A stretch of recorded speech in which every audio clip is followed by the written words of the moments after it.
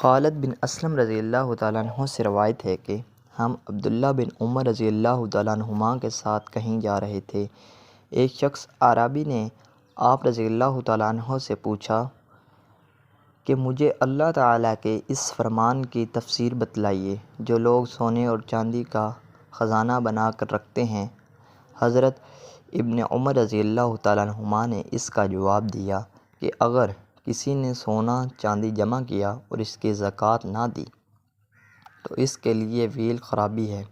یہ حکم زکوٰۃ کے احکام نازل ہونے سے پہلے تھا، لیکن جب اللہ تعالیٰ نے زکوٰۃ کا حکم دیا تو اب وہی زکوٰۃ مال و دولت کو پاک کر دینے والی ہے۔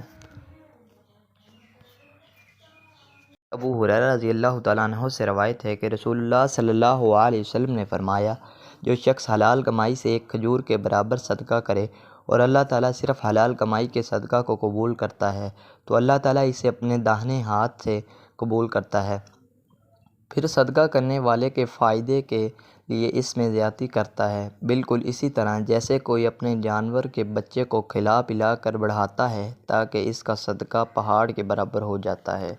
صحیح بخاری حدیث نمبر 1410۔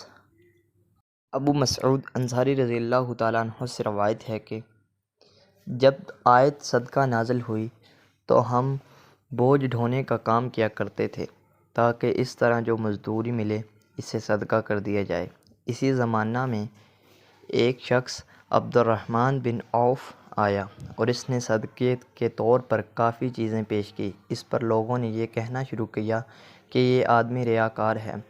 پھر ایک اور شخص ابو عقیل نامی آیا اور اس نے صرف ایک صاع کا صدقہ کیا۔ اس کے بارے میں لوگوں نے یہ کہہ دیا کہ اللہ تعالیٰ کو ایک صاع صدقہ کی کیا حاجت ہے۔ اس پر یہ آیت نازل ہوئی، وہ لوگ جو ان مومنوں پر عیب لگاتے ہیں جو صدقہ زیادہ دیتے ہیں، اور ان پر بھی جو محنت سے کما کر لاتے ہیں اور کم صدقہ کرتے ہیں، آخر تک۔ صحیح بخاری حدیث نمبر 1415۔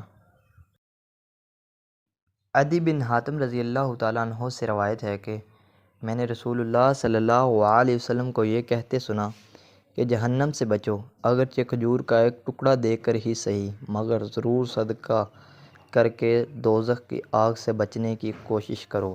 صحیح بخاری حدیث نمبر 1417۔